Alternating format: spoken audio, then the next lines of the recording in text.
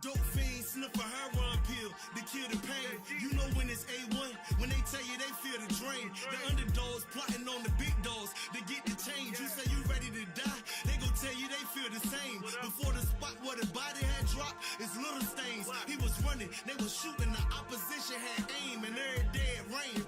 Even through cumulus clouds, not the DJ, but the AK be moving the crowd. Now baby mama down, and she ain't had nothing to do with nothing, but they don't give a fuck who got hit, long as they shooting something. Pocket full of blue hundreds, why youngin' still look mad.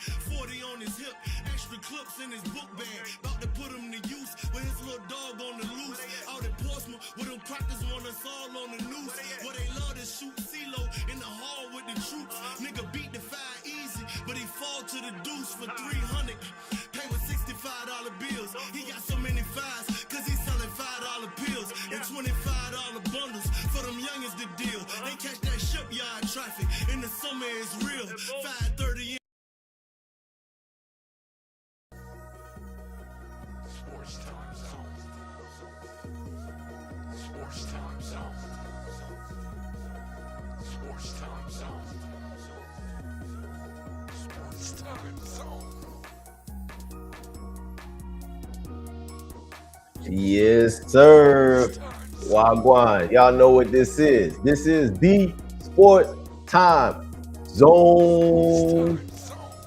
Yours truly, host Jordan Nimson. Yes, sir. Nimson in the building. Y'all know what time it is. Shout out to my producer, Q the Beat. What's happening? What's good? I'm sorry, Numsi. I should be punished. That's right. Everyone I have stolen from my brother, Numsi. Numsi in the building. Y'all know what that, y'all don't know what that is, man. We can't be friends if y'all don't know where that came from. Yo, everybody out there, make sure y'all hit the like, share, subscribe. This is the only sports podcast bringing you different generation of sports takes. Shout out to my co-host TZ Dave in the building. He'll be here shortly. Also, Q the Beat. Let them know if they ain't followed us on IG. Let them know where to do that. Y'all know what to do. Hit that follow button. Follow us at sportstime_zone. Hit us up. We also on TikTok, IG, Instagram, your baby mama phone, everybody. Grandma, granddad, send it to everybody, you know. So we try to get a million views. We can get there.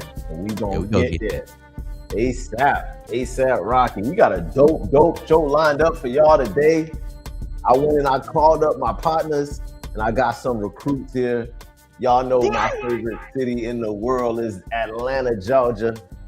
Y'all know I'm from Miami. I'm a Miami boy, but I did graduate high school in Atlanta.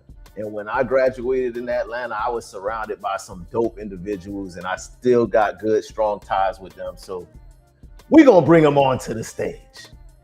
Let's start this thing off. First of all, my good friend. He's also a girls flag football coach.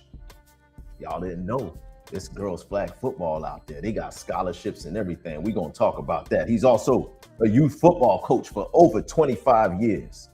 High school football coach, Grady High alumni, and just an all-around dope individual. Ladies and gentlemen, for the first time coming to the Sports Time Zone, y'all welcome my boy, my partner, Marco Worthy. Welcome to the Sports Time Zone, my brother. Pull up them foes. Welcome. Pull up them foes. Hey, boy. Hey, when Fat was on the show, she did the same thing, man. She came on the show and she put them foes up before we did anything. So, man, welcome to the Sports Time Zone, Marco, man. Appreciate you for coming through. You see what I'm rocking? You see what I'm rocking? You see what I'm rocking? I had to do it. Y'all know what time it is. Also, you know I had to represent. Hey, you remember at lunchtime? You remember at lunchtime when we was having them freestyle ciphers in front of the school? Your boy was right there. I was right there in the middle, spitting my bars. Me and my boy. Shout out to my boy Scrap. Shout out to my boy Al Tariq. Shout out to my boy Taj. All of them. Grady High 95. But we ain't gonna get too nostalgic. Let me go and hit it. Let's keep it moving. I got next coming to the stage. I'm excited, boy. I had my partners in here, boy. I feel good. Hey, Q, When you see me smiling like this, you know it's gonna be a moment. You know what it is. Q. Also coming to the stage, he's also a youth basketball coach, and this brother is known as the ambassador of the ATL. That's right, the ambassador of Atlanta. Coming to the stage, also representing the ATL Georgia, my partner, Big Bro. Welcome to the Sports Time Zone, my partner. Go for it. Yes, Shout sir. out.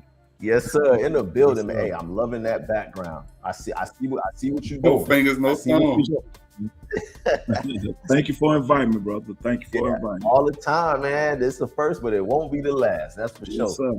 Last but not least, my partner, also Grady High School alumni. This brother is a youth football coach for over 25 years. He's also a self-proclaimed Atlanta Falcons hater, but he is a Georgia Bulldog fan to the day he is not here. Yeah, he told me to say that, big brother. I made sure I put it in there. So, welcome to the stage, my boy, my brother, Thad. Welcome to the Sports Time Zone, my bro. Yeah. Four finger, no thumb, man. You know what it is, man. Glad to be here. Y'all know Get this what it thing is. going, man. Y'all know what time it is, man. So I got ATL in the building. Hey, I done had Miss Fat come on here representing the ATL. I done had my boy Big Ty Troy come on here representing the ATL. And now I got my man Marco, Big Bruh, and Thad. So I'm excited to have y'all boys. How'd y'all feel about that Super Bowl, though? Y'all was watching that Super Bowl. I know. I could say that shit was trash. Man, my thing on it, man, you know what I'm saying? I'm not a big NFL fan like that, you know, because the Falcons are trash, you know what I'm saying? So, Yeah. but, you know, it was kind of boring because it was all defensive game, you know what I'm saying? But, you know, until that last, like, fourth quarter, that second half where they really started putting points up. But overall, man, it was pretty decent, man, you know what I'm saying? I know one of our homeboy, he was so excited till they started getting blown out. That was Earth, Wind, Moreland. Oh, you know what I'm saying? Hey, we got to do it. Shout out to my boy Earth, Wind, Moreland, also Grady High alumni, class of 9-5, and also probably the only person from Grady High with a Super Bowl championship ring. So salute to him. But he ain't show up today. I'm wondering why he didn't show up. You know why he didn't show up? Because the Patriots lost. You say you were working. Lost. Oh, yeah. You know The why Patriots won, he was so big on him. He would have been on here loud and proud, man. Yeah, y'all make sure y'all send him this link when this show is over. So shout out to you, Earth Wind, man. Congratulations. I never had a chance to tell you congratulations on that Super Bowl you won a long time ago. That brother loved him some Tom Brady. Won't say nothing about Tom Brady around Earth Wind, boy, because he gonna definitely let you know about it. But yeah, this last Super Bowl though, just like everybody's saying, you know, it wasn't the most high-scoring affair. It was a defensive struggle throughout most of the game. Big brother, starting off with you, did the game go the way you expected it? Did you pick Seattle to win this game, or did you have the Patriots? Who was your pick, big bro? I'm gonna be honest with you. Anytime the Falcons don't make it, I'm gonna definitely go with the NFC regardless. So that's just how I rock. Unless Lamar, big game Lamar in the Super Bowl, then I gotta go with him. He's my favorite quarterback right now. So, but I did expect Seattle to win. Defense win games. So them boys there remind me of the Legion of Doom. So I already knew what it was. Yeah, you know, for real. That defense is real good, Marco. That defense good. So, Marco, you said the game was trash. So, what, you don't like defense, Marco? You wanted to see a 40-point output. You want to see a 40-39. Like, no, but I'm gonna give you a fun fact. Go ahead. It was the highest halftime show ever.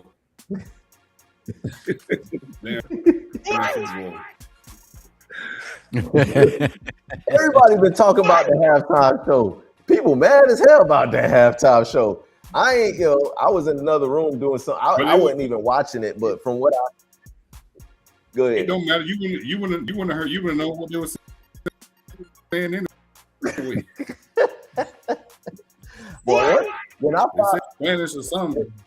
when I found out who was going to be doing the halftime, I already kind of, that's just not my thing. And it's no disrespect to the people that like that kind of music or listen.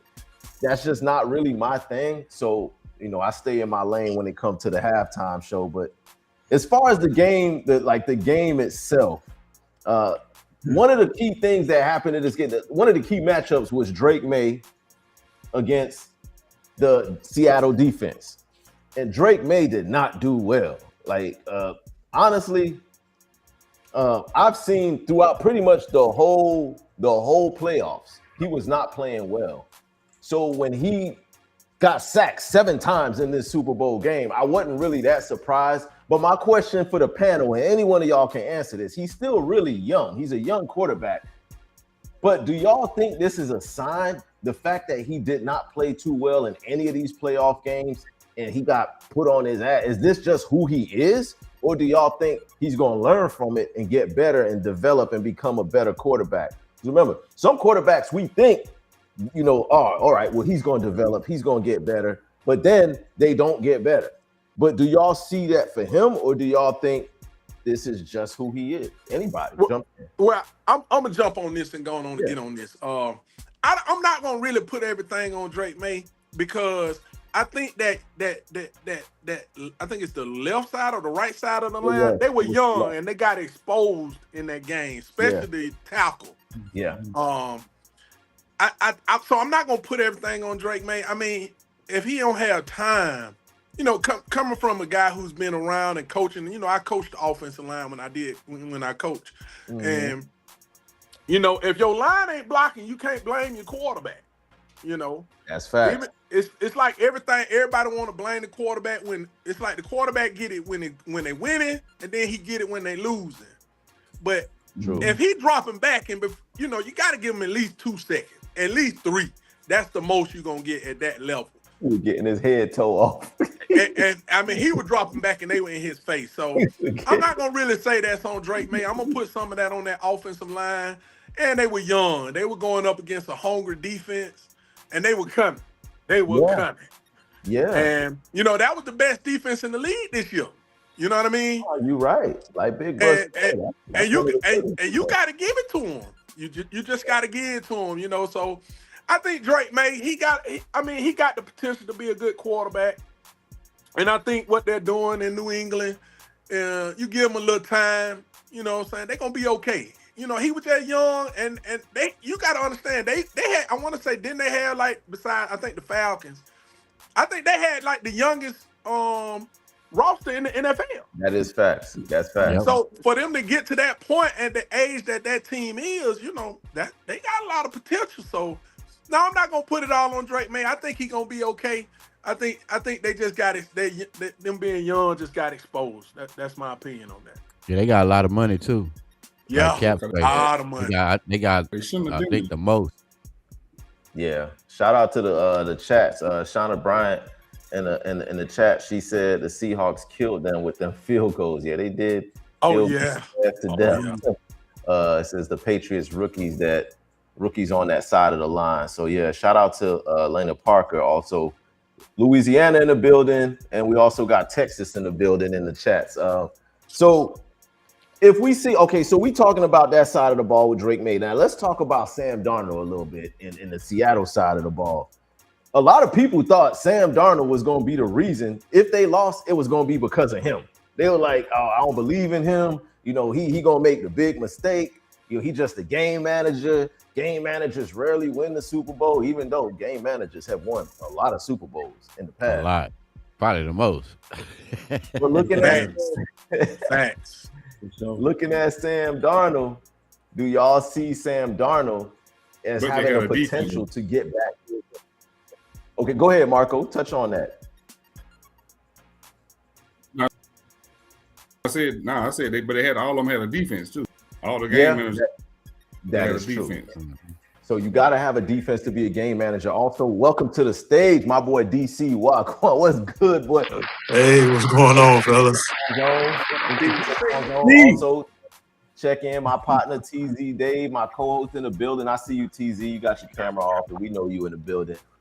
We was just talking about, for those of y'all just joining us, and I see y'all in the comments too. Y'all keep them comments going. Like, share, subscribe. If y'all watch this on the rewatch on YouTube, make sure y'all share this video. But we was just talking about the Super Bowl and the quarterbacks. We talked about Drake May, kind of asking if we think that Drake May is going to learn from this experience. Is he going to get better? Or is this who he is? Because he looked like a deer in the headlights a little bit. But to the point of that, the left side of that offensive line wasn't giving him no time.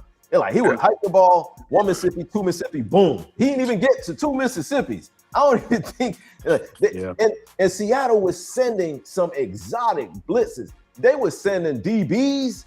They were sending linebackers. They had a linebacker drop back into coverage. They are a versatile defense. So they was really disorienting Drake May.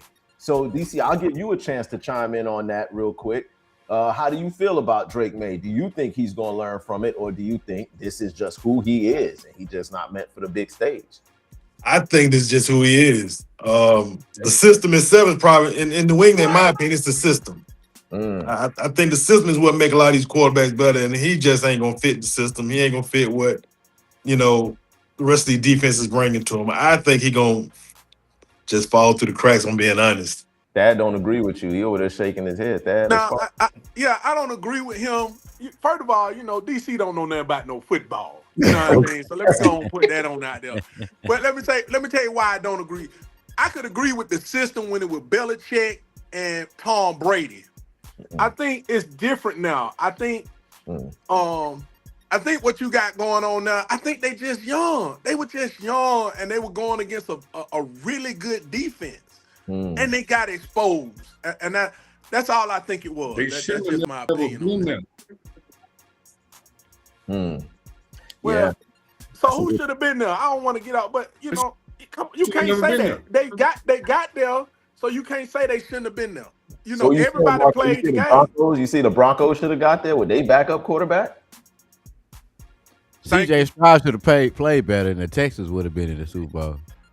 But the Texans didn't play good this year, so we come on now. They weren't consistent this year. Let's be honest. They just got a defense. I mean, but offensively, they got probably the second best defense, and they was on a 12-game winning streak going into the playoffs.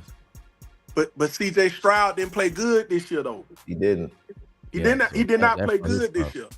So we can't go on ifs and buts. Ifs and buts, And that's another thing too with CJ. I don't want to get off base, but we was talking about CJ Stroud. They were saying, this is a great defense. This is a historically great defense.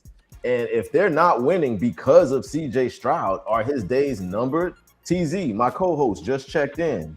Detroit in the building. What up, though? You on mute? I think you froze, TZ. No, you ain't froze. How you feel about that, TZ?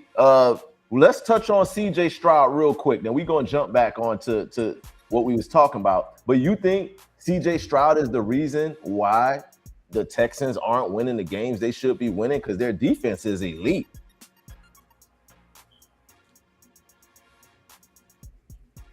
TZ, you hear me? I think TZ on mute. I think his audio might not be right, but we're going to get TZ right in a minute. But panel, CJ Stroud, a couple of years ago, they were talking about him like he was going to be the best thing since sliced bread. But has he regressed? It looks like he's regressing a little bit. Q, I know you a Houston fan. So you do think he's regressing? So absolutely. Like, to have your best rookie year, the second year he slowly regressed. Then this third year he kind of got hurt a little bit, but he didn't really show nothing. I mean, he missing wide open receivers on common basic plays. He got the man ACL torn, throwing the ball inaccurately, getting players hurt, getting your receivers, setting them up for failure. I don't know what's up with him. Yeah, Shauna Bryant, getting back on Drake May. She said Drake May was scared as F. So since we're on the subject of quarterbacks, let's talk again about Sam Darnold. So Sam Darnold played an efficient game. Did he win Super Bowl MVP? Who was the MVP? No, Kenneth Walker. Okay, Kenneth Walker. Yeah, the running back. The running back got it. 0 turnovers in the entire playoffs for Sam Darnold. 0. Has that ever been done? First of all, anybody ever went through the whole? I think they the first one to do it. But let me just tell you from a coaching standpoint when you coach football. Okay. When you got a defense like that, you tell your quarterback, just don't turn the ball over. Don't make no You mistake. know, don't make no mistakes. Our defense, we just need you to manage the game, get us in good situations, don't cost us the game. Because at that time, like I say, the defense, they couldn't move the ball. They couldn't. So at that point, hey, I'm going, hey, just keep doing what you're doing. I know we're not getting in the end zone, but we still getting points. You know, so that's my view on it. Hey, just manage the game. You know, when he was with the Jets, oh my God. Yeah. Because they didn't have nothing in with the Jets. So He said he was seeing ghosts. he was on they had him mic'd up on the bench, and he was like, I'm seeing ghosts. That was the worst thing he could have ever said. Because you know, they got microphones everywhere. But he learned, and you can see that he's kind of evolving a little bit. I mean, now he got a Super Bowl ring. Speaking of Super Bowls, the Atlanta Falcons, last time they was in the Super Bowl was, I believe it was 2017, and they had an opportunity to win that game. I ain't gonna bring up old stuff, and I'm not gonna dig up old wounds because I know y'all it's a touchy subject for y'all boys, but at least y'all got there. But talking about the Falcons and y'all's chances of resurgence and getting back into the spotlight, y'all just hired Stefanski as y'all's coach. Stefanski, the same coach who was in Cleveland, who couldn't get Shador to the next level. He couldn't get Gabriel to the next level. He just has a problem with young talent, it seems like to me. Do y'all think, and this is for all y'all ATL boys, Big Bro, I'm interested in hearing you, what you got to say, and then you know, how do you feel about the Stefanski hiring? Do you think the Falcons made the right choice, or what y'all feeling about that? Well, I'm gonna be honest with you. We can look at the front office. We can look at whatever we can look at. To me, it's the owner. Arthur Blank knows nothing about football. That's bottom line. He's just hiring these people who was the managers for Home Depot, and he just throwing them out there. And they right. And from what I see, they just making all these crazy decisions. You know what I'm saying? And I don't know. He's gonna have to go after somebody who knows football. And I know they just brought Matt Ryan on, but I'm not feeling that either because he the one hired the guy. So you know, I just think they need a whole complete overhaul, and they need to start with the front office first. Because I'm gonna tell you something, and I thought about it. The Falcons, to me, is pretty much equally matched as the Seahawks. Seriously. Equally matched. That's it. Hey, man. Hey, Peasy need to stick the basketball, Big Pat. Stick the basketball, Big Pat. You sound absolutely ridiculous. Like, man, you sound absolutely ridiculous with what you just said. Defensive the Falcons is nowhere near on the level as the Seahawks. Man, go on. Hey, how you hit the end button to get me off of that, man? Hey, man, look. Hey, man, listen. And I'm gonna tell you why I said that. Mute him.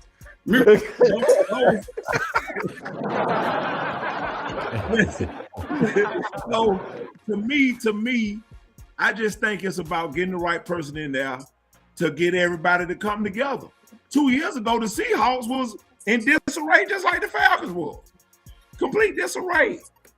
The Patriots, oh my gosh. They was in complete disarray, but they got the person in there that got them together. I think that, well, quarterback wise, we ain't there. We ain't there. I ain't feeling this. I ain't feeling Penny. I wasn't feeling him, and when he was with Washington Cougars in college, I wasn't feeling them then, and I ain't feeling them now. That was. I ain't feeling the boy they just brought in from Minnesota. You ain't feeling none of them. Like, No, sir. No, sir. No, not at all. I ain't feeling that was gonna be my next question because y'all drafted Penix pretty high. Like, and then when he got his little bit of action at first, I was like, okay, he working with something. I thought he was straight, but y'all ain't feeling. I mean, Marco, you ain't feeling your quarterback. Like, how you feel? Y'all think y'all need to draft another quarterback?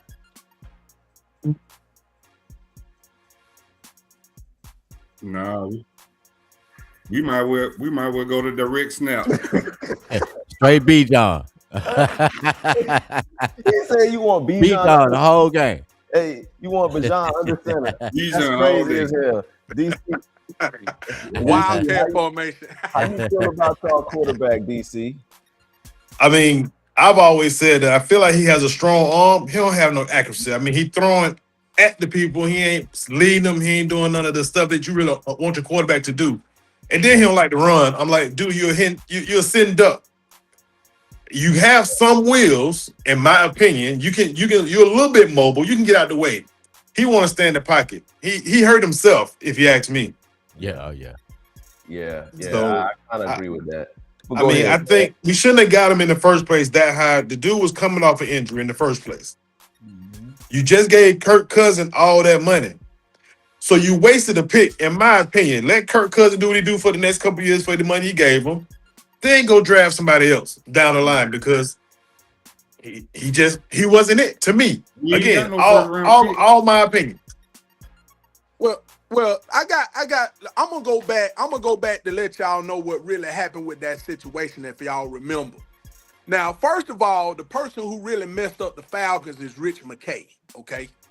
Rich McKay and Arthur Blank are the ones who did the Kirk Cousins deal. If y'all go back, y'all remember they had the press conference and Fontenot wasn't even there. That wasn't Fontenot's decision. Fontenot's decision was to go and get Penix. If I want y'all to go back to remember draft night when Arthur Blank were going to Fontenot and like, whoa, what we do with that first pick while you get him? You got to think Kirk Cousins was coming off of what, Achilles injury where he tore his Achilles. Come on, man. Why you just got away from Matt Ryan big contract and you gonna give this bozo a big contract like that? Come on, man. What we doing? That's another reason why I don't like the Falcons. And I tell my homeboy, they know they hate me when we talk about this. The Falcons is trash. They trash.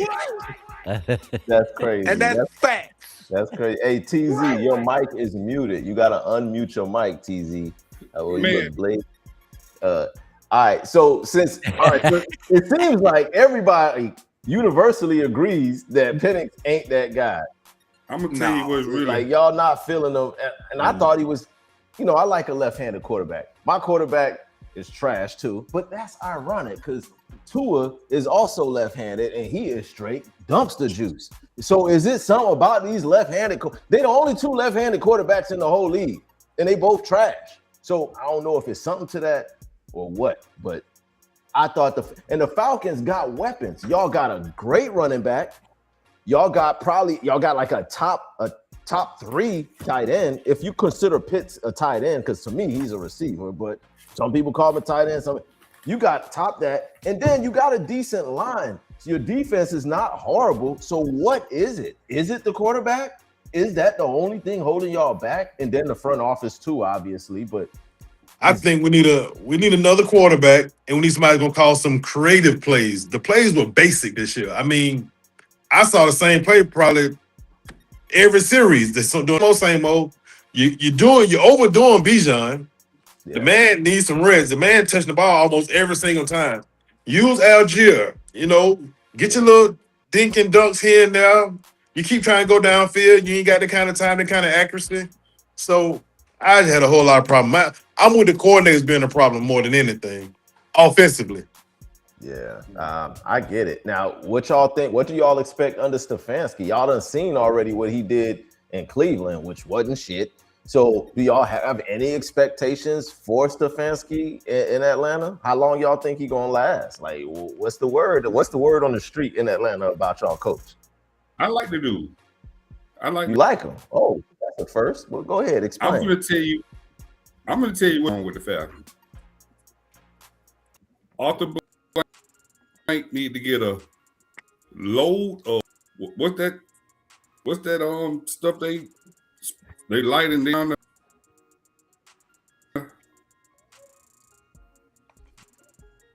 around the house. What's that stuff they light on? They light it up and what they call it? Come on, sage. He say they need to sage. Yes, need to drop a whole of sage out over there. If they tore down them churches, all them demons that let loose around there, they whole truckload of sage from home. Uh-oh. Hold on. We got somebody who stepped into the building. Welcome to the stage. Also, Grady High alumni, Super Bowl champion. Welcome to the stage, my brother, Earth, Wind, Moreland, and Lord have mercy. You see it, Earth, Wind? Oh yeah, I heard y'all doing some talking in here. Them boys say you ain't want to show up because the Patriots ain't play well. But you know, I'm glad to have you here. Hey, we are always gonna be there. Okay, I'm glad you're here because you're the only person on the panel for the first time in the history. Ladies and gentlemen, cue the beat. Let's clap it up for my man Earth, Wind, Moreland, Super Bowl champion. We do want to make sure we show him the ultimate respect. Thank you for being here, being on the Sports Time Zone. So, you as a former Super Bowl champion, as well as a former member of the New England Patriots, we were talking a little bit about Drake May. You had an opportunity to play with one of the greatest quarterbacks in the history of football. When you look at Drake May, do you see the possibility of him getting anywhere close? I'm not going to put him in the stratosphere of Tom Brady, but do you see him developing to a Pro Bowl level quarterback? Or do you think what we saw from him in the Super Bowl is what he is? What's your he definitely can get to a whole nother level. I mean, this is year 2. You got to think about it, year 2, and they have a lot of money that they can spend to actually also get some other pieces that are around him. I'm quite sure Vrabel's going to shore up that line. I actually played with Vrabel, so I'm quite sure I know what type of person he is. He's going to shore up that line. He's going to get a down the field type receiver to go along with it. I feel like he has the quality running backs that he needs. He may end up getting one more running back, like a third down back, but for the most part, I'm quite sure they'll probably go out and get a pass rusher. But they have the pieces in order to continue what they're doing. Because I know a lot of people say, well, they made it only because they had as people say, sorry schedule. But if you go back and look at 2023 and 2024, the Falcons had the easiest schedule and didn't make playoffs. We'll talk about it. Get that man a round of applause. We're not talking about the Falcons right now. No. I'm just saying that when people say that, you play who are on the schedule, because if they had the weakest schedule, they only won 4 games, so that means they were weak as well. So you play who's on the schedule. And I mean, hey, if that's the case, then that means y'all weak. We played the Falcons. Yeah. We talking about the Patriots though. We ain't talking about the Falcons. We talking about the Patriots right now. Let's stick with the Patriots. Okay, and even with the Patriots, even with them saying that we had a weak schedule, all 4 games we played a top 5 defense in all 4 playoff games. Yeah, that is true. And one of those games knows football right there. One of them games was in the most inclement weather that you can imagine. It was 0 visibility. And exactly. He still led his team to a win in that condition against that kind of defense on the road. Mile High Stadium is one of the toughest places to play in the entire NFL, let alone in the playoffs. And he went into that building and still pulled off a win to propel his team into the Super Bowl. So I gotta give him props, if not for nothing else, at least for that. Yeah, and even in the playoffs, one drive in the first half, and it's a totally different ball game, because I mean, they already said it and they stood up to it. They felt like their 3 corners could guard their receivers, and it showed. Jackson Smith and Jigba did nothing. I mean, Gonzalez is the real deal. Yeah. Yeah, that's a very, very good point. Good point on that. Now, on the flip side of it, I just want to get your opinion real quick on Sam Darnold. On the other side of the football, Sam Darnold, 0 turnovers throughout the entire playoffs. He played a clean game, no mistakes. He didn't make the big mistake. The biggest knock on Sam Darnold is that he's going to make the big mistake that's going to cost his team the game. He didn't do that. Do you see him able to continue this kind of play going into next season, or you think this was just a flash in the pants anomaly and we ain't gonna see this Sam Darnold again? I think he can do it, but you have to go back to kind of what Cam Newton said. A lot of people gave him flack about it when he talks about people being game changers and game managers. With that type of defense, all you have to do is be a game manager. You don't have to be a game changer. Keep the ball. They're going to play field position, and eventually you're going to play on a short field like they did the whole Super Bowl. I mean, you got to think the first half, 4 field goals. Guess what? That's fine. They were okay with playing in that manner as long as he didn't turn the ball over. And it's just kind of like, if you go back and look at it, it was almost indicative of that Super Bowl that the Baltimore Ravens won when they had Trent Dilfer. Just don't give the ball up. We got the defense that if we need to score, hell, we can score on defense. Yeah. Okay. So when you jumped in, we were in the middle of talking about the Falcons. So we're gonna play Mr. Fix It here with the Falcons. So we talked about the fact that they got an elite running back. They've got an elite tight end / receiver. They got a decent line, a decent defense. What are they missing? Is it the quarterback? Do you believe in Penix, or do you think they need to scrap that and start all over and draft another? They definitely need to scrap that. Okay. And when I say this, I'm not being like biased because I'm not a Falcon fan. First and foremost, when you got him, he had already had 2 major knee injuries. And with what they're trying to do, you automatically saw it toward the end of the season. That play action pass, I mean, regardless, if you're going to take those 2, Kirk Cousins made the offense move better. It just is what it is. And I feel like if they would have never drafted Penix, Kirk Cousins probably would have been in a better situation and with a better mindset, because I know for me, if I'm coming in and you're telling me I'm the guy, and then you turn around and draft a guy, not in the 3rd or 4th round, but in the 1st round, he's got to play within the next 2 to 3 years, and they push that time clock up sooner. Every year I get a chance to actually go out there and see them, being that I'm a high school coach, so they allow Georgia high school coaches to come out there. They do a little clinic, and you kind of get out there and see a little bit of their OTAs, and a lot of times you can kind of tell what it is. And right now, you don't have to be a runner, but you have to be a little bit more mobile than what Penix is right now. You don't necessarily have to be a runner, but you got to be able to be more mobile.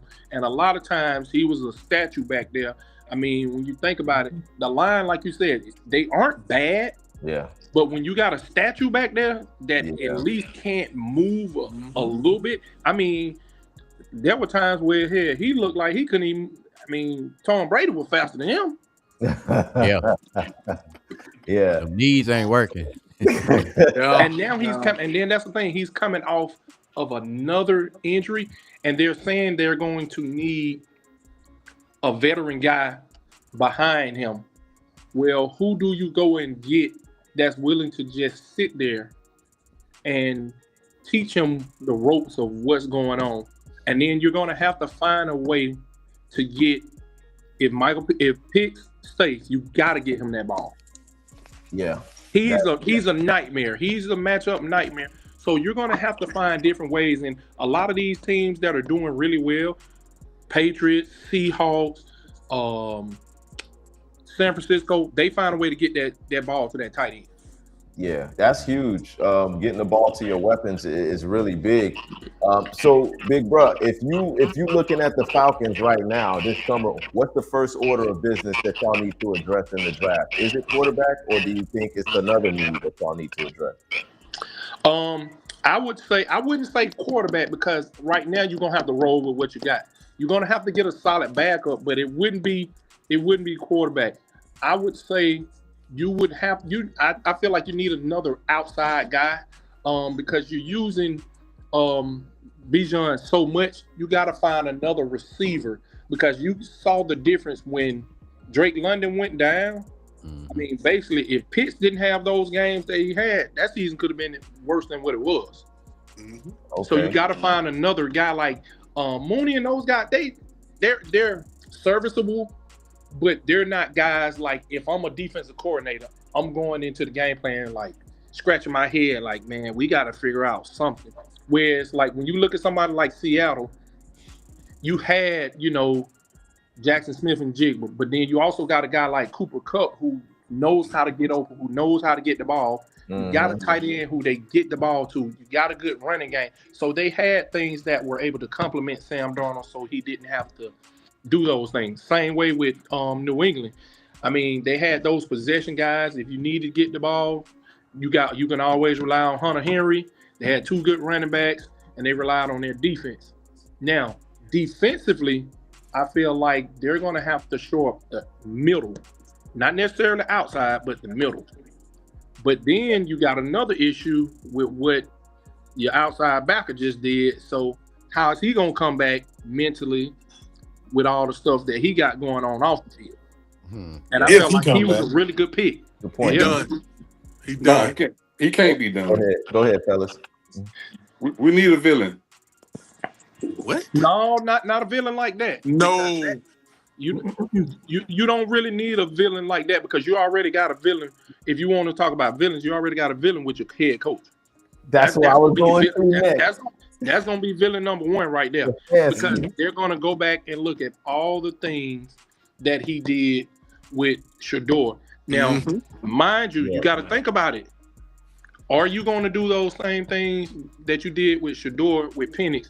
Meaning when you score, are you going to use Bijan as your wildcat guy, 2-point conversion guy? You got to start thinking about all those things because, I mean. I don't disagree with it. I do. That's what Marco said. He said he should just line up in the wildcat. Right. My bad. And then a whole nother thing I see that's missing from Atlanta is the culture. It's gone. It's gone. We need to bring that old culture back. Explain what you mean by the culture. I know what you mean, but for the people that's at home watching that don't know much about football and how it works, explain what you mean by culture, big bro. People like Earth Wind. No. So I'm gonna chime in. I'm gonna chime in for my brother. When you look at teams that really win and that have had a lot of success, you know the difference. They're not just going to the games for a party. Yep. They eat, sleep, and breathe that. Like in Seattle, when you go, you got a point. You ain't gonna have a whole lot of people that are rooting for the other team. I can remember the time when the Falcons were in. They were the number one team, and Green Bay came in here and had more fans than the Falcons. That's fact. Pittsburgh too. Pittsburgh too. And guess what? Yeah. In those same places, you're not gonna go, and they're gonna have you so far up there that they can't even hear you. So that's what I feel like he means when you start talking about that culture. And the players got to really truly buy into that, because I will say this, even though I'm not a fan of a lot of Atlanta teams except the Braves, if they ever decide to lock in and win, man, this thing will go crazy. Yeah, not good point. But it's another thing though. It's a lot of people here in Atlanta that's not from here. So they come as Atlanta fans when they sitting out here, but when they sit here, they turn back into their city fans. I get that too, but at the same time, even the people that are here that are from Atlanta, what has the Falcons given them to want to root for? Facts. And I'm one of them. And I'm one of them. Yeah. I wouldn't root for the Falcons if they were the only team in the world. They so sorry. You hear what I'm telling you? They so jinxed, man. Hey, man, these jokers get mad at me because I talk so bad about them sorry jokers. Man, I wouldn't support the Falcons, but if they were the most beautiful woman in the world, I wouldn't support them. You hear me? When I told them what was wrong, all the blank need to get a truckload of sage and go burn it over there by the stadium. Hey, DC. Tom Brady took that mojo from him, man, in that Super Bowl, man. Here's They the thing. snapped their heart a little bit. I will say Go ahead, this. Earthling. The The DC, I want you to chime in on this. The general manager that they have, I feel like he's a really good fit, and I feel like they kind of missed the mark when they had an opportunity to bring that culture that Pat is talking about. They didn't. They interviewed McDonald. They interviewed Vrabel. They interviewed Belichick. And I feel like those guys were probably too headstrong to the fact that they were like, nah, we just need a guy that like they really need a headstrong guy that's not going to tolerate stuff like what your linebacker just did. They really need a guy, like he said, that's going to bring a different type of culture here. Like Raheem, I feel like he's a good coach. He's a great coordinator. I don't feel like he's a good, and I'll say this about other people, even somebody who I rock with, Josh McDaniel. He's not a head coach. He's a great offensive coordinator. And sometimes you have to understand the difference when somebody is a great coordinator and a great head coach and a good position coach. Same thing about the former coach McDaniels for my Dolphins. Q to B said the same thing. He's a great play caller, but as far as a leader of men, he is not that. So now he's the offensive coordinator for the Chargers, where I think he's going to do great there. I just don't think he was cut out to be a head coach. And there's a difference between being a great play caller or coordinator and being a head coach. So that's a great point. Real quick, DC, before we transition over to the Atlanta Hawks, let's talk a little bit about culture. Everybody spoke on culture there. What do you think needs to change as far as culture to create a new culture in Atlanta to bring that culture back? You representing your Falcons. I want to hear it from you. Well, I stay representing Irwin. No, he see me everywhere. I'm gonna have something on Falcon related. He know that. But for me, the culture is bringing that energy, bringing that swag with the winning mentality. And at the same time, understanding that we want to see football that means something. We want to be playing in the second half of the season like everybody else, or at least have a dog in the fight close to it.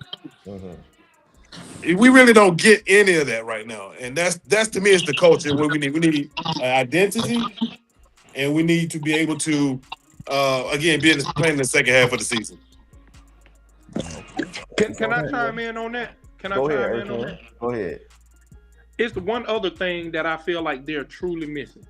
And I'm quite sure outside, I'm not talking about talent.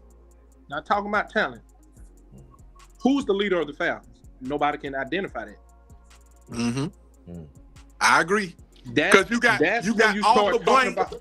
You got Arthur Blank I think he's too involved. That's my opinion. And it seems like he's setting it up so his son can come in and do the same thing. A la Jerry Jones.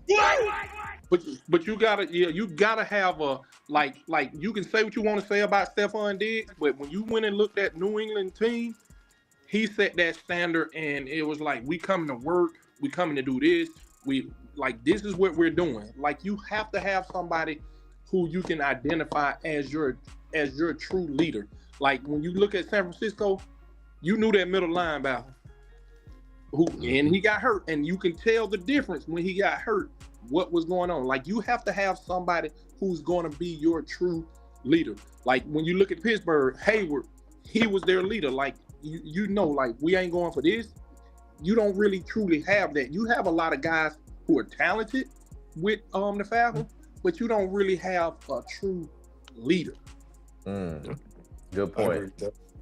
In the comments, let me address the comments real quick. Shout out to Sonia Johnson, representing 504 New Orleans in the building. She say, what's good? Shauna Bryant says to Thad, dang, how do you really feel about the Falcons? That way. Until we play New Orleans. She called you out on that one. But yeah, excellent. I'm interested to see what moves the Falcons make in the offseason. That's something I'm going to have my eye on, and I'm sure the whole ATL is going to have their eye on that too. Now, let's transition over here. We're getting short on time. Let's transition over to basketball. Now, one of the more questionable, shocking moves that I've seen happen way before the trade deadline, was the Atlanta Hawks trading Trae Young to the Washington Wizards. I don't know what that was all about, but Thad, you already giving it a thumbs up. I want to hear from the panel. I want to hear from everybody. Do y'all think that was the right move to trade Trae Young? He's still in his prime. He can still he's a walking double-double. Well, how do y'all feel about that? Okay, we definitely need to get Big Pat point of view because he really the basketball guy. He not no football guy. I'm gonna go on and say that. But my thing on the Trae Young thing. Talking from the person who I taught how to play football, throw up tackle in front of my eye. Tell him that. Hey, but we also used to play basketball with the crate right there on the street front, right there by Drake House. So you know what I'm saying? You're a basketball guy. But back to the Trae Young thing. The thing with that is nobody wanted to come here to play with Trae Young. Trae Young was selfish. He was a selfish player. He didn't care about the team, in my opinion. That's why they had to get rid of him. Now I disagree. Now hold on. Now let's go back to looking to this year when Trae Young wasn't there. They were winning games. When Trae Young was there, they were losing games. But this is the same Trae Young that they didn't get any help when they lost to the Boston Celtics. They dismantled that team right after they lost. All they needed was one more piece because they had the nucleus and that was a good they team. had what they needed when they took Boston the distance. And that's the same guy who shook New York and shook a lot of pieces. But then every time they got somebody, they got rid of them. They trade him off. They get Jonte only to send him back where they got him from. What sense does that make? Yeah. You know, I've gone through 3 or 4 coaches. So a lot of that was not Trae Young. I mean, at the end of the day, when you look at it, if he was that bad, why were the Lakers thinking about getting him? So obviously he couldn't have been that bad. Yeah. Again, it goes back to what Pat said. You're talking about the culture. This is the same Atlanta Hawks that got rid of Dominique in his prime. That was a different situation. No, it wasn't. That's a totally They were in different first situation. place. That's a totally different situation. No, it's not. They were in first place. That's not a totally different But situation. it was some stuff behind the scenes why they had to get rid of him. He was caught up in some other stuff, dog. Yeah, it was some other stuff why they cut it out. Cut it out. So Big Pat, as far as you speaking about Trae Young, I had Big Ty on the show here too, and he's a big fan of Trae Young, and he felt like Trae Young was being disrespected primarily because of his size. There was a couple of times he was snubbed from the All-Star team. We put Tyler Hero in the All-Star game over Trae Young in the year that Trae Young was cooking. So do you think him getting traded was just another part of basically him just being a knock for his size? Because he is an undersized guard. Do you think his size had anything to do with him being moved?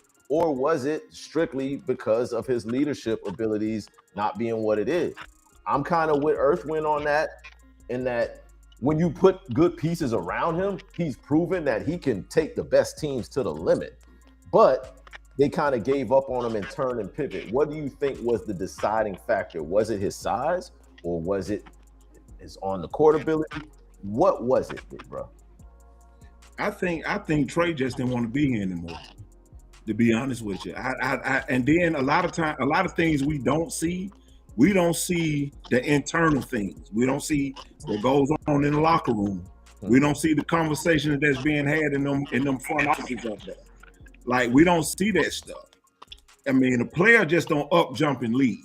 You know what I'm saying? It has to be a whole series of things that makes a player want to leave. Now, if somebody just flat out cutting it, then the organization will be like, okay, let's get rid of this player for somebody else. But when the player says, hey, I want out, that means it's something internally that was actually wrong. Now, I'm gonna be flat out honest with you. The Hawks have had a big man since probably Tree Rollins. Y'all ain't like Capella? Heck no. Capella's a 4. Okay. He's an old school 4. Glorified 4. Yeah, you're right. Yeah. He's not the new stretch 4. He's an old school 4. Right. And we don't have a true big man that can actually complement Trey, get some boards, and then you gotta have a backup who just gonna fire you and do all that little dirty work. You know what I'm saying? But you gotta be able to play inside out something that can free Trey up, that can free whoever's on that wing up. I like some of the players. I don't like this new kid who just came in. Who the people they just traded for? My bad. Who? McCullough and Yeah, McCullough and it was You a got couple Gabe others. Vincent, you got Kaminga. Yeah, Kaminga. I like Kaminga. DC, how do you feel about that trade though? Or do you like who y'all brought in? So I mean, I want to touch on Trey. So for me, I think Trey put the city on his back. I really think he tried to do everything he possibly could to put us at that next level. He came with some swagger. He came with the points. You know, he came with the assists. Mm-hmm. I think some of his antics with the refs hurt a lot of him getting calls. I feel like he is more ball dominant, which a lot of people he have around him, they need the ball too, you know? So they kind of might throw them off, make them want to leave. Like, I think DeJounte is a ball. He need to have the ball in his hand too. So that kind of, to me, they were too much the same, except DeJounte can play defense. So I see why they sent him off. But I don't know if Trey necessarily wanted to go, but I think Trey saw the writing on the wall. Yeah. And he worked with them to kind of get the deals to where they can at least get something in return with McCullough. So I don't think it was a bad negative for either side. I think they both wanted to change. This was his third coach with Snyder, I think. And again, like you said, the turnover as far as like all these different players coming in and out. Trey was never the problem, but he was also not the solution. So that's my take on Trey. That's an excellent point, the way you put it, because I don't think Trey I don't think he was the main problem. He was really the only bright spot in a lot of ways for the Hawks, but he also was not moving the needle. He wasn't getting them over the top, so I think that kind of put him out of Atlanta. Now we should have kept Luka. I think they should have did. Obviously, in hindsight, I'm sure they would go back and do that. So, in closing out on the Hawks, just going around with this team that y'all have assembled now, what are y'all looking like? Y'all lottery, play-in, bottom part of the playoff team? Because the East, anybody can win the East. So, where do y'all see the Hawks finishing this season? Six. Bottom. I see them in six. Bottom. I think they'll get six. Like bottom of the playoffs, Earthwind, or bottom of the East? They may be fighting for that last playoff spot. If not, they'll be trying to roll the ball to see if they can get the lottery pick. Okay, Thad.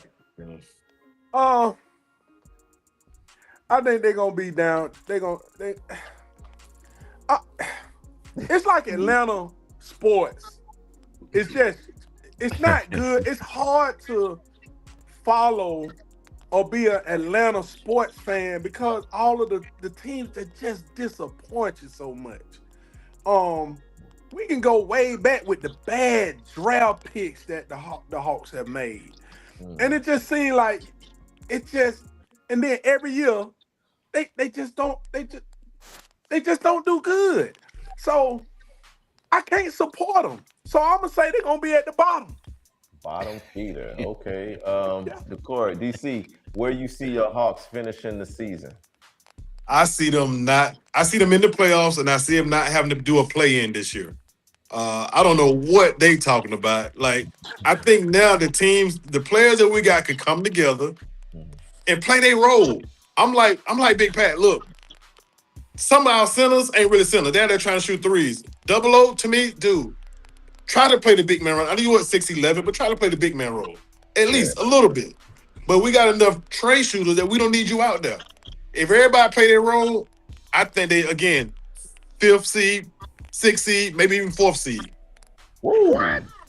This is what I see. Hey, I don't see the Hawks making it at all. hang up on him, You man. got Detroit. That man don't know nothing about no basketball, no sports. You man. got Hang up on him. Detroit.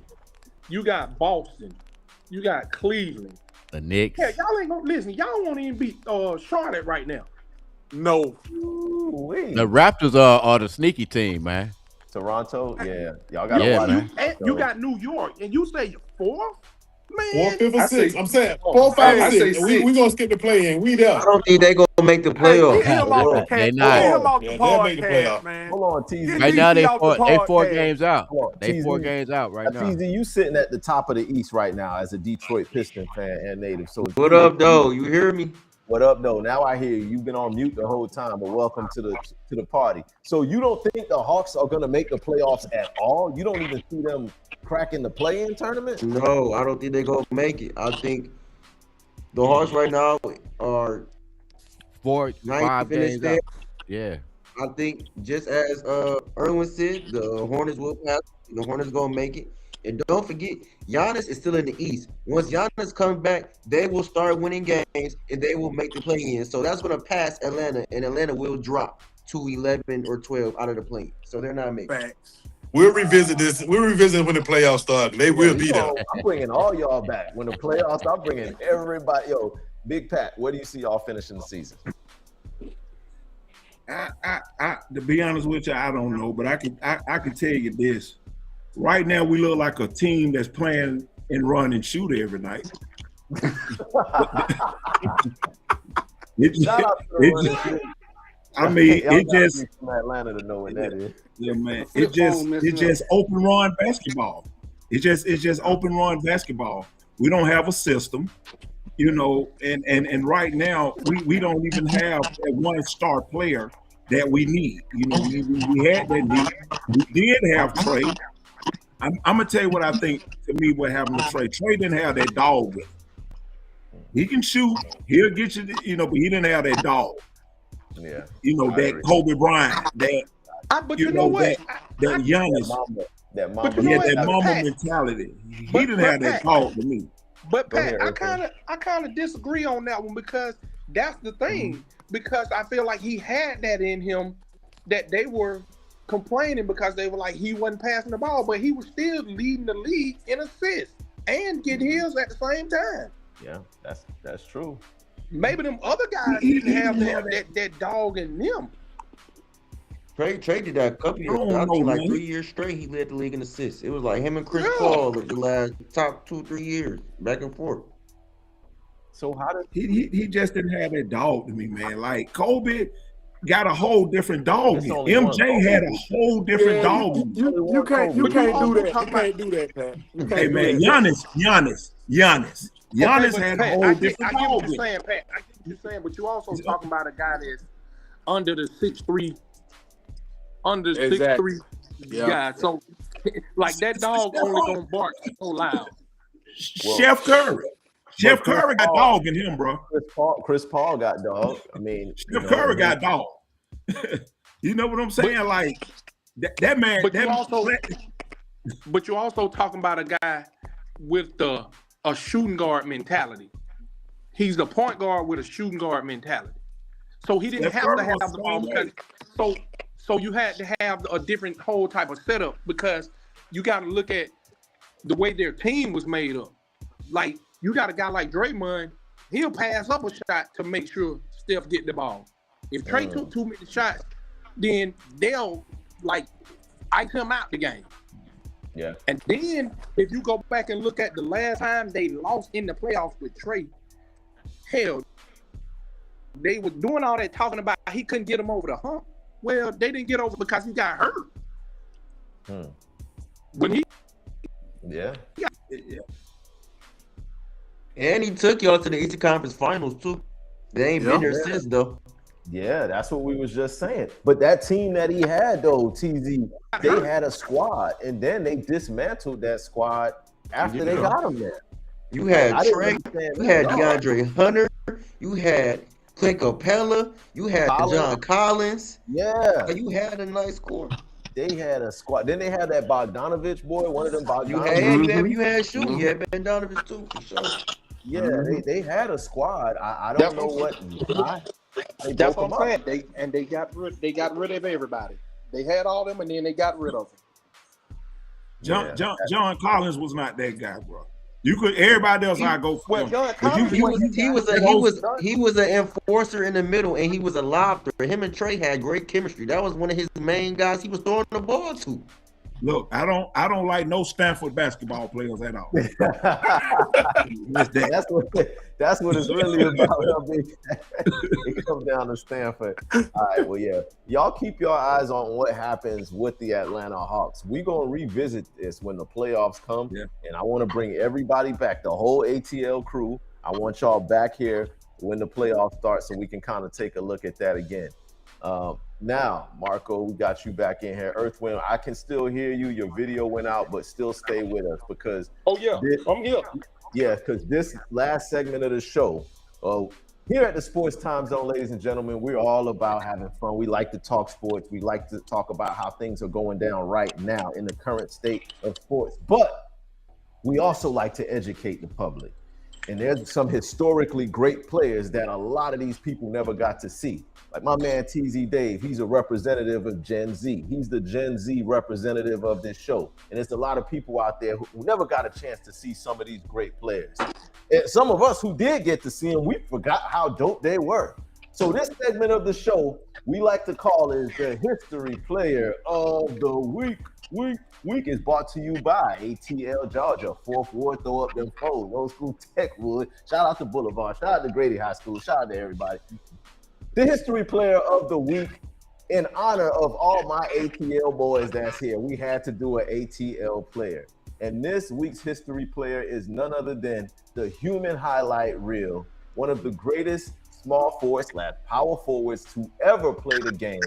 Also, I think he should have won that slam dunk contest. I love Jordan, but that windmill that Dominique put down, I think it should have won it for him. He was cheated.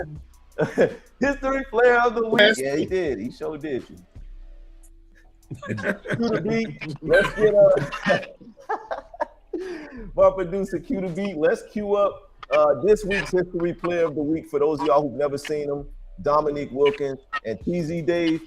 Watch this, because I know you weren't born when Dominique was playing, but this guy right here was box office. He was something to see. Thanks. Most definitely was. So cue the beat. Without further ado, go ahead and run this week's History Player of the Week, or you know what?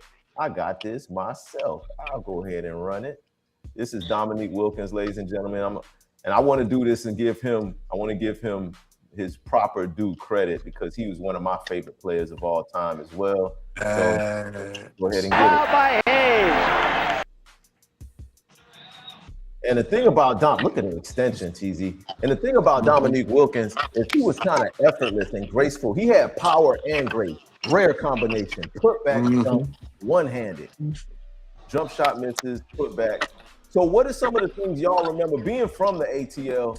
What's some Dominique Wilkins memories that y'all have? Did y'all see the dunk contest between him and Jordan? Yes. Yes. Can I please quote on this? Can I please talk about this? Go ahead. You know, now I'm gonna be honest with you. A lot of my friends know I done got thrown out of many of barbershops about what I'm finna say. Michael Jordan is trash. Ooh, he trash. Hold up, you hear what I'm saying? What they did to Dominique and the how overrated Michael Jordan was as far as them giving him his titles because the NBA needed him at the time. Dominique was the human highlight film, man. Let me tell you what I did as a kid in my room, man. You know, they played in the Omni, right? So you know the little Nerf basketballs that you put on the door? I had the little backboard. I put down the Omni court in my room, man. Oh, yeah. And I had my t-shirt with the Hawks with Neek on the back with the 21. You know, I was a true, man, Neek is my guy. You hear what I'm saying? What did Larry Bird think was gonna happen here? And I'm not, no disrespect to Larry Bird. He's one of the all-time greats. But why did he really think he was gonna block it? Look at the extension and look at Larry. This was just straight. This was barbecue chicken, barbecue and one. That could have been did they call it? That was an and one. Hey, Thad used to walk like Dominique. pigeon toe, and fake bow leg. Hey, Dominique on the fast breaks, he used to do dunk contest dunks on a fast break. So yeah, Dominique Wilkins was something to see. And I know TZ, you just seeing highlights from him, but he could score many different ways. He wasn't just a dunker. He could score. His mid-range came a little bit later in his career, if I remember. Yeah, it wasn't really like that. He really didn't have a real outside game. He was more electrifying, kind of dunking type guy. That was the type of guy he was. Hey, TZ, you see number 25 for the Hawks right here, that point guard? You may not know this, but that's Doc Rivers. He is now the head coach of the Milwaukee Bucks. But that's him right there with the ball right there, TZ, number 25. That's Doc Rivers. A lot of the YNs don't know that he was an elite point guard too. Look at that bounce pass. Oh my goodness, on the dome piece. Ladies and gentlemen, Dominique Wilkins. I had to make sure I show that for the history player of the week. So y'all don't know nothing about Dominique Wilkins. Y'all go on YouTube, all y'all kids, y'all go and Google him. Go on YouTube, look at some highlights. He was elite at his position. And I think he could play in today's NBA, with today's rules. He's giving you 30 a night. I mean, he averaged damn near 30. Wasn't his average up there? What was his career average? In his prime, in his prime, Yeah. Yeah, in his prime, he'll get you some buckets. So, ladies and gentlemen, Dominique Wilkins. And when you get a chance, if you don't know, when you get a chance, watch his son play at University of Georgia. He plays at fine as well. His son is at UGA. His son is at UGA right now. Well, number 21. Okay. And Dominique went to UGA too. If y'all didn't know that. He went to UGA, but he was born in France, if I'm not mistaken. He was born in France because his parents were military, right? Yeah. Yeah. I know a little something about that. Yeah, I can't wait for March Madness. So y'all out there, y'all watch Dominique Wilkins' son at the University of Georgia, and you might see some flashes. He also had a brother, Gerald Wilkins, who played for the New York Knicks. Yeah, played for the Knicks. Matter of fact, Gerald Wilkins' son played for the Supersonics. Oh, he's with the. He did, but he's actually over. What's that thing? OTE. His son actually is. I don't know if he owns it, but his name is Damon Wilkins. He played for the Hawks too. Yeah, he surely did. I'm looking for all of that. That's why we have this, ladies and gentlemen. This is the educational segment of the show. Now, we have come to the end of the road. I know we went a little over time, but I needed to get this in with all my boys here. So I'm glad we did this. Now, we had the final segment of the show that we call the 2-minute turn up. So we just going to go around. Everybody got 2 minutes to just pretty much talk about whatever you want to talk about. If it's something you want to plug, you got any events coming up, anything that you want to bring awareness to, even if it ain't related to sports at all. Y'all just say what y'all got to say. I'm going to start this off myself. I just want to say, man, I loved having my people here. Y'all already see it, Grady High, Grade Nights. Now it's called Midtown High. I don't know nothing about Midtown High. I don't know nothing about that. I just want to say, me being from Miami and being sent up to Atlanta my senior year in high school because my mama thought I wasn't going to graduate. I was getting in trouble in Miami, but I came to Atlanta and I was welcomed into Grady High School like a brother. All of y'all knew each other already. Y'all went to school with each other, but I was the new kid and y'all embraced me and it was some of the best times of my life. So I'm always going to be Grady High till I die. Also, my favorite female boxer, Clarissa Shields, got a fight coming up. I'm looking forward to seeing that. Whoop that trick. Whoop that trick. We're going to be playing that up in the Little Caesars Arena up in Flint. Is it Flint or Detroit? It's in one of them cities where she's going to be fighting. But I'm looking forward to that. March Madness is right around the corner. Make sure y'all lock in for that. And next month, we got a special edition of the show for Women's History Month. We're going to have an all-female guest panel. All females, including Miss Latoya Fat Edwards, former Grady High shooting guard. And I can't wait to have her back on the show to come and represent for Grady High and the ATL. That's all I got for my 2-minute turn up. I'm going to pass this thing off to my man Earthwind.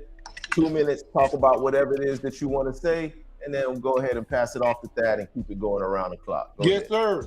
Hey, my Patriots, we are back. and we ain't going nowhere. It don't matter who we play. They are who they are, and we are who we are. Falcons, you better rise up, because right now you're sitting down. 8 straight years of no playoffs. Better get it together. Hey, March Madness is coming up. And if you can, watch UNC Tar Heels and watch Caleb Wilson. That's our boy Jared Wilson's son. He went to Grady High School. So watch his son. He is the truth. He will be a top 5 lottery pick, bar none, hands down. Okay. Can't wait for that. All right, let's get it. All right, Thad, what you got? 2 minutes. Anything you want to talk about? 2 minute turn up, man, real quick. I'm gonna get it all in. True Georgia fan, man. Georgia gonna get back to it. They need to get rid of Mike Bobo, though. They ain't gonna win until they get rid of Mike Bobo to get back to the national championship. As far as the Falcons, trash. I'm gonna say it again. Grade A dumpster juice. Trash. And on another note, man, what I'm looking forward to my son, who named after me. He running track. Want to give a shout out to my boy Marco for coming out to see my boy run track today. He ran a 10.8.3 on his first outdoor meet. So that's what I'm looking for. 10-minute turn up, man. Let's get to it. What school your son at? Tucker High School, man. Tucker Tigers. Tucker High School. All right, that's what's up. All right, Marco, 2-minute turn up. It's on you.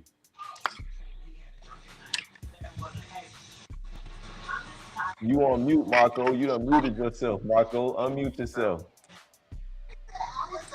Can you hear me now? Yeah, there you go. That boy Marco up there too. Oh, okay, man. Damn. We waiting on I want to give a shout out to my flag program, FSG. Go ahead. Yeah, we have. You can hear me? Can y'all hear me? Yeah, you good. Oh, okay. We have tournaments. We host some tournaments. If you have a flag team, bring them out. You know what I'm saying? Join our tournaments. I'm getting the girls flag team going too. So if you got y'all that got any girls that want to play high school flag football, hit my DM, hit me up on Facebook, Marco Worthy. That's all I got. Really, that's all I really got. Okay, that's what's up. This ain't Tinder, man. I think my phone look like a thing acting up. Go ahead, give us your 2-minute turn up, DC. I don't have much to say, man. I appreciate this opportunity to chat with you guys. You know, I don't talk much. That's not my style, but I enjoyed this. That's it. That's all I got. All good, man. I'm glad you joined us, man. It's good to see you here. All right, Big Pat, what you got? 2 minutes. Hey, DC had on a Patriots jersey on Publix the other day. There you know. All right, go ahead, Big Pat. All right, man. I just want to thank you so much, man, for the opportunity. Thank you, Marco, for actually plugging me in, man. This has been a wonderful night, man. You know, especially seeing all my brothers on here, man. And look, I'm gonna tell y'all something. Midtown is great. We got a great boys basketball team. We got a young star named Darian Hadley. He's pretty good. He left-handed.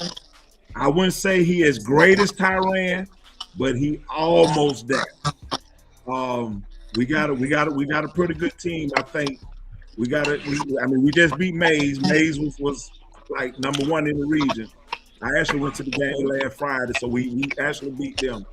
So I think we got a shot. We got maybe like 3-4 good players on that squad. So if y'all could, man, just kind of keep checking back for the regional schedule, so we can come out. I want a lot of the alumni to come back, man, so we can at least support them boys. And I'm gonna tell you now, it's totally different. It's kind of like almost like Cameron Indoor Stadium now. They got a student section. They go crazy. when they do the what you call it, the all of the player announcements, they turn the lights off. They have the spotlights, like it's real live. It's completely different. I ain't never seen nothing like it in my life. But it is pretty good, man. So y'all keep checking. And I'm gonna tell you a fun fact. What Thad said earlier about the Dominique had the goal in his house, in his room. The man got us in trouble one night. I'm over there spending the night. His mama, Miss Tillman, specifically said, I don't want all that bumping and bumping and bumping. Dad just dunking and just going crazy. We on punishment for the rest of the night, man. Yeah, wow.